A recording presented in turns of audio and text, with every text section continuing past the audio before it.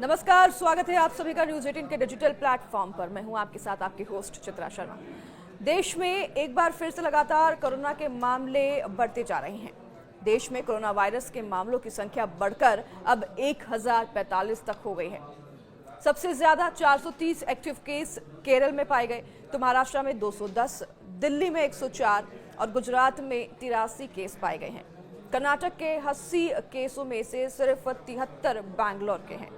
तो वहीं महाराष्ट्र, राजस्थान, पश्चिम बंगाल और कर्नाटक में कुल 10 मरीजों की मौत हो चुकी है।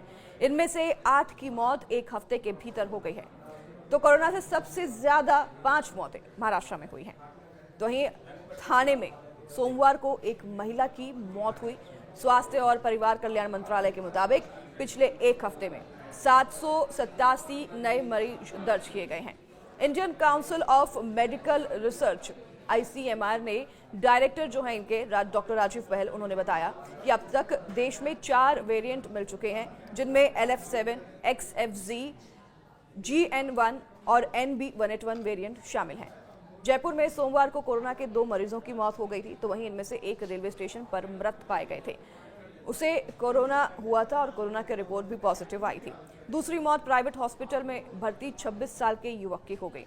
उसे भी पहले से टीबी था, लेकिन कोरोना भी उसे पॉजिटिव आया था। और आपको बता दें कि महाराष्ट्र के थाने में भी एक कोरोना पॉजिटिव महिला के इलाज के दौरान मौत हो गई। महाराष्ट्र के थाने में ही 25 मई यानी कि रविवार को अस्पताल में इलाज करा रहे 21 साल के एक युवक की भी मौत हुई और उसका भी 22 मई से इलाज चल रहा था। उनके रिपोर्ट में भी कोरोना पॉजिटिव पाया गया था।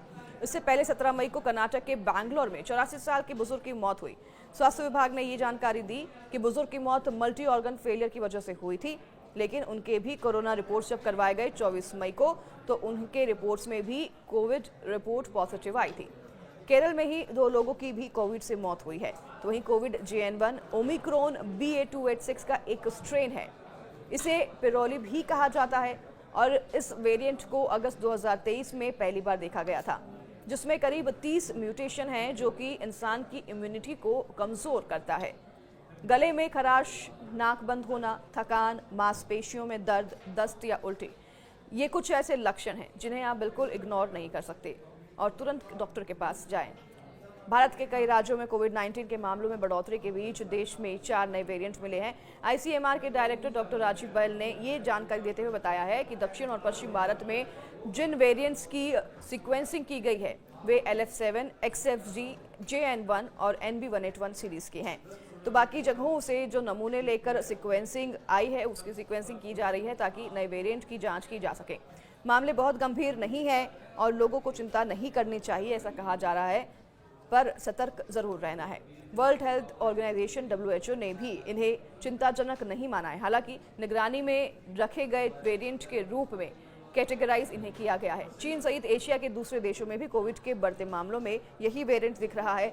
NB181 के A435S, V445H और T478L जैसे स्पाइक प्रोटीन म्यूटेशन अन्य वेरिएंट की तुलना में तेजी से फैल रहे हैं।